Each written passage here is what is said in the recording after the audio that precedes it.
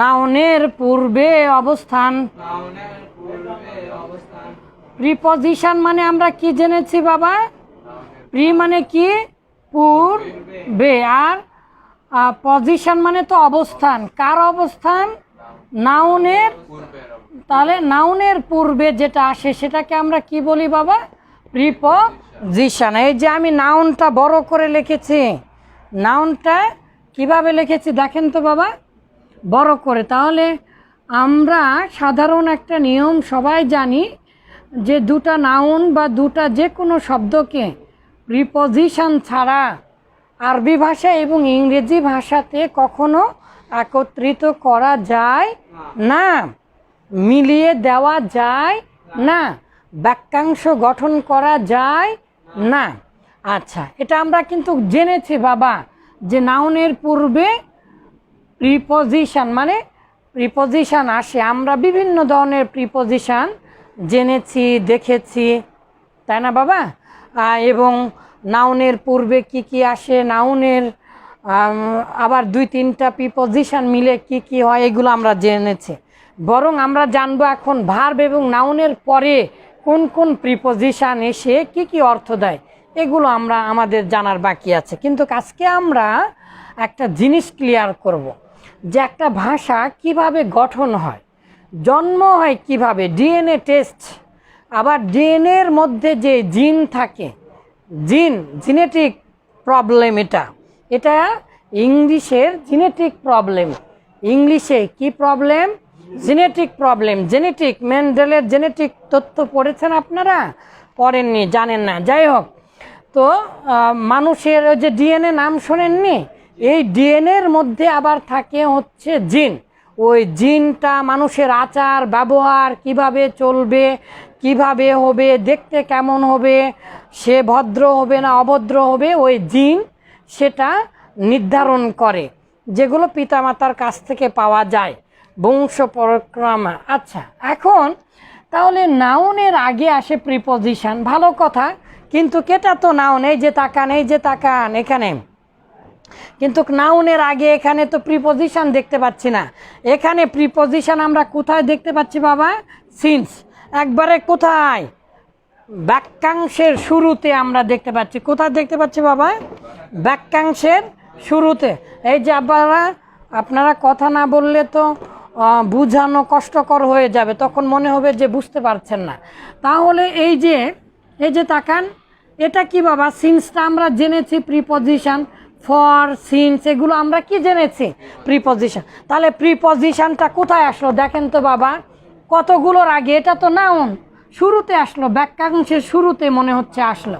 তাহলে নাউনের, আমরা তো জানি নাউনের আগে সর্বদাই প্রিপজিশন এসে পৃথিবীর সকল নাউনকে জোড়া দেয়, পৃথিবীর সকল নাউনকে বন্ধন করে দেয়, পৃথিবীর সকল ছোট ছোট বাক্যকে কে গঠন করে বাবা? প্রিপজিশন।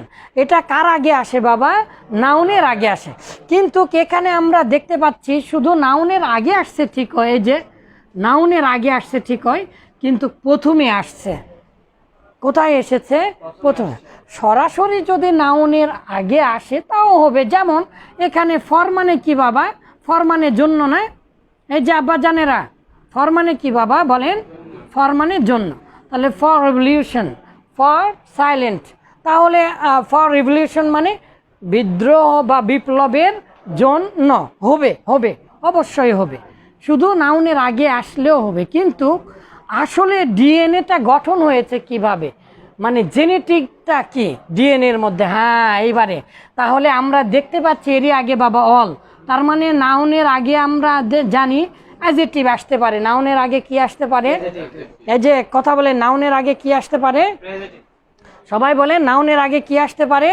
অ্যাডজেক্টিভ আমরা দেখতে পাচ্ছি। তারপরে আবার নাউনের আগে অ্যাডজেক্টিভ আসলো, আবার এই অ্যাডজেক্টিভের আগে আমরা কি দেখতে পাচ্ছি বাবা? দা মানে আর্টিকেলস, বা এটাকে বলা হয় ডিটারমিনার। এটা এক ধরনের অ্যাডজেক্টিভ। কিন্তু যাই হোক, আপনি বলেন তাহলে ডিটারমিনার বলেন। তাহলে অ্যাডজেক্টিভের আগে আবার কি আসলো বাবা দেখেন তো? ডিটারমিনার। অ্যাডজেক্টিভের আগে কি আসলো বাবা? ডিটারমিনার। তাহলে বলেন নাউনের আগে অ্যাডজেক্টিভ, নাউনের আগে অ্যাডজেক্টিভ, তার আগে ডিটারমিনার, আগে ডিটারমিনার, তার আগে প্রিপজিশন। আগে প্রিপজিশন। কিন্তু আমরা তো জানি নাউনের আগের অবস্থান কিসের? প্রিপজিশন। কিন্তু এই প্রিপজিশনের চাইতেও বেশি ক্ষমতা কে রাখে বাবা? অ্যাডজেক্টিভ। তাহলে নাউনের আগের অবস্থান মূলত অ্যাডজেক্টিভের, তার আগের অবস্থান মূলত ডিটারমিনারের, তার আগের অবস্থান মূলত কিসের বাবা? প্রিপজিশন। এই জন্য কিভাবে এখন মুখস্থ করব আমরা? এখন আব্বা জানেরা তাকান, আমি এই যে জাদু করছি দেখেন, আমি অ্যাডজেক্টিভকে ভ্যানিশ করে দিলাম, হবে?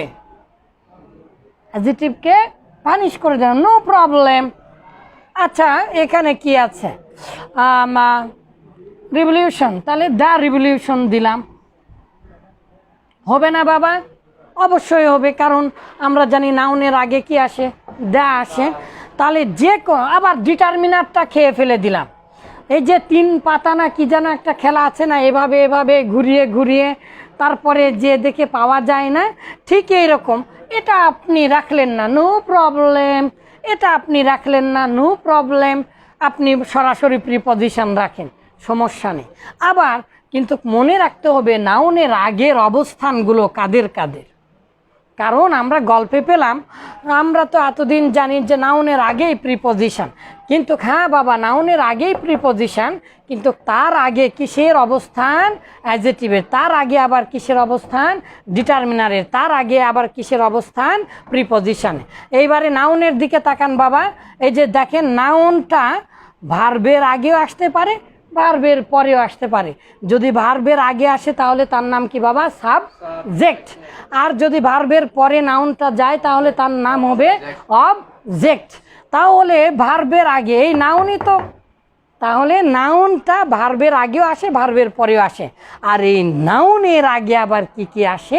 এই জন্য আমাদেরকে এই যে ডিএনএর মধ্যে যে জেনেটিক কোড, এই কোডটা মুখস্থ করতে হবে। কিভাবে বাবা জানেন?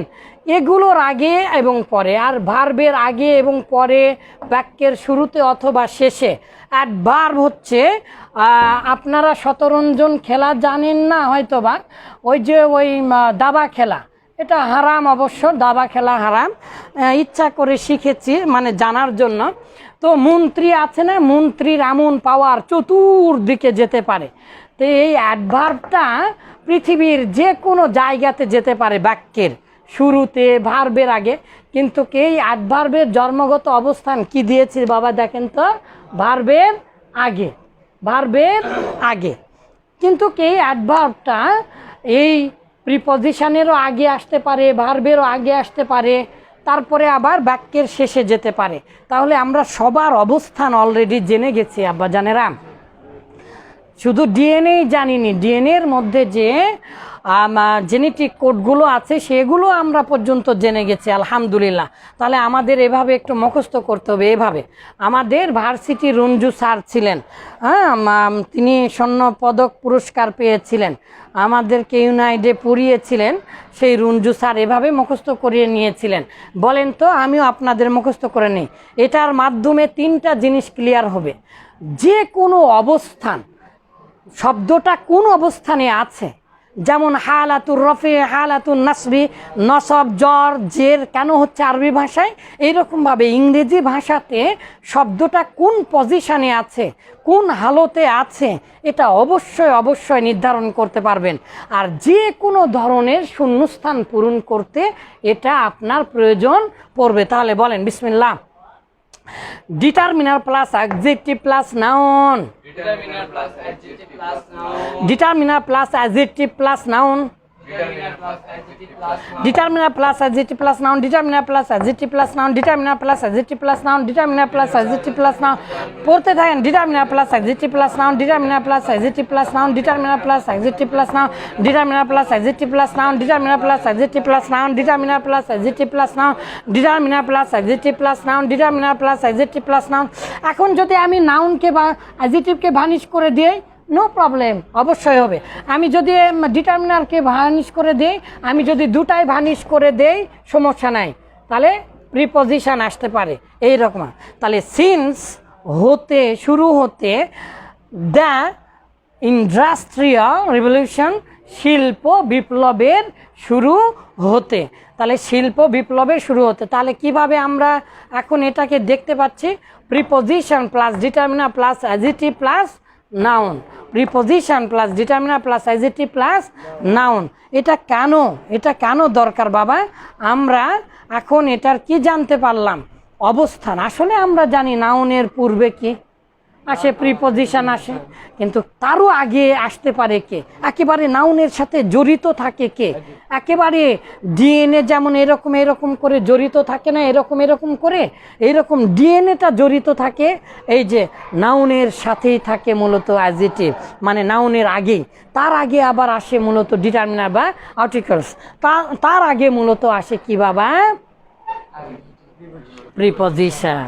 আর প্রিপোজিশনই সকল প্রকার ওই যে সুতার মতো বন্ধনগুলো দিয়ে ডিএনএ গঠন করে আর সম্পর্ক করে দেয়, আর এগুলো হচ্ছে উপাদান।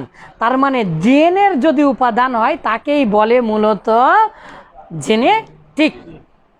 অনেকগুলো ক্যালসিয়াম আছে, আমাদের মাথার মধ্যেও যেন ক্যালসিয়াম ঢুকে যায় ইংরেজির ক্ষেত্রে। তাহলে আমরা জানলাম অবস্থান। আল্লাহ আমাদেরকে সহজ করুন। তাহলে শেষবারের মতো পড়েন, determiner plus adjective plus noun, determiner plus adjective plus noun, determiner plus adjective plus noun, preposition determiner plus adjective plus preposition নাউনের পূর্বে অবস্থান, প্রিপোজিশন নাউনের পূর্বে অবস্থান, প্রিপোজিশন নাউনের